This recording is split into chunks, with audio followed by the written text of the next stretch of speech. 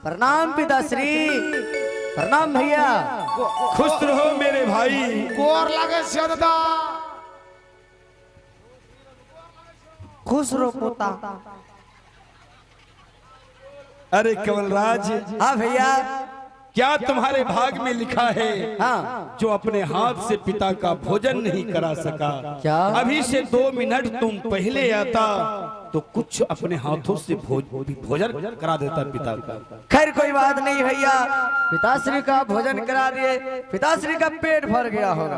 हाँ हाँ हाँ। और पिताश्री आप धीरे धीरे आगे आइए, आज मैं आपसे कोई बातें करने के लिए चाहता हूँ। क्या बात है कमलराज? पिताश्री, आज जो मैंने आपके पास आया हूँ, नहीं तो मैं आपको प्रणाम करने के लिए आया हूँ और ना तो आपसे आशीर्वाद लेने के लिए। और जो है ये जो 14 कोस की राजपाट देख रहे हैं, ये कंचन गरमाल जो देख रहे हैं, सुबह होते ही हम दोनों भाई के नाम से बंटवारा हो जाना चाहिए। कमलराज, ये तुम क्या बोल रहे हो? क्या? मेरे जीते जीते ये राजपाट कभी नहीं बट पा रहा होगा। आवाज क्या? पिताजी, जब मैं कभी भोले भांटे इस दरबार में आता हूँ तो आपके मुखारबिन से सिर्फ एक शब्द सुनता हूँ कि पुत्र चाहिए तो नील जैसा, कमल पुत्र नहीं हो तो कपुत्र है। पिताजी, मुझ में क्या कमी है जो आप मेरे बारे में बार बार इनकार कर देते हैं? कमलराज, हाँ, बड़े पुत्र को 20,000 देते हैं, वो 40,000 बना के देते हैं। अच्छा, तुमको 10,000 देते हैं, तुम एक फुटी कौड़ी नहीं देते हो। खैर कोई बात नहीं पिताजी, इसीलिए तो मैं सोच रहा हूँ कि ये सुबह होते ही 14 कोस की राजपाट बांट देते हैं, तो इससे अच्छा क्या हो सकता है? कमलराज, हाँ, मेरे जीते जीते ही ये राजपाट कभी बंटवारा नहीं होगा। खैर कोई बात नहीं पिताजी, अगर आप राजपाट नहीं बांटिएगा तो इसमें आवश्यक में आने की क्या आवश्यकता है? आप जाइए, धीरे धीरे ऊंचे सिंहासन पे बैठ जाइएगा। और भैया आप धीरे धीरे आगे आ जाइए।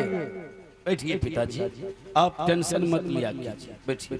पहले से आप कमजोर हैं, बैठिए।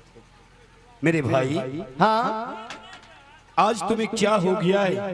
क्या? जो अपने भाई, अपने भाभी, अपने पिता के साथ ऐसा सलूक कर रहा है? भैया, हमें कुछ नहीं हुआ है और पिताश्री को जो है ये बूढ़ा व्यक्ति हो गया और कुछ दिनों में ये मर जाएगा। भैया, पिताश्री को समझाइए, इस 14 कोस की जागीर में जितना अधिकार आपका है उतना अधिकार मेरा भी है। पिताश्री को बोलिए सुबह होते ही 14 कोस की राजपाट बांट देने के लिए। मेरे भाई, हाँ, पहले तो अपने क्रोध को जरा शांत करो। मैं तुम्हें समझा रहा हूँ, तुम सही कह रहा है।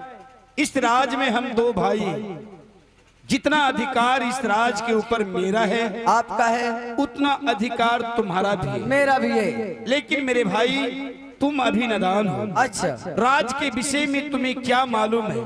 तुम्हारा उम्र है पढ़ाई लिखाई करने का। जब तुम होशियार हो जाएगा तब हम दोनों भाई आपस में बंटवारा कर लेंगे। देखिए, मैं तो सोचा था पिताजी नहीं समझ पाया तो मैं भैया को बोलूंगा तो पिताश्री को समझाएगा, लेकिन भैया आप समझाने की जगह आप मेरे रास्ते की कांटा बनने के प्रयास कर रहे हैं। नहीं मेरे भाई, भैया, मैं तुम्हारे रास्ते की कांटा नहीं बन रहा हूँ। तुम कह रहा है पिता को समझाइए। हाँ। पिता ईश्वर के समान होते हैं और कोई शिष्य कैसे अपने ईश्वर को समझाएं? क्या मैं कहूं कि पिताजी इस राज को बांट दीजिए? नहीं कमल, ये मैं पिताजी से कभी नहीं कह सकता हूं कि पिताजी ये राजपाट को बांट दीजिए। खैर कोई बात नहीं भैया, अगर आप नहीं कह सकते तो आप चले जाइए अपना स्थान पे और पिताश्री आप धीरे धीरे आगे आ जाइए।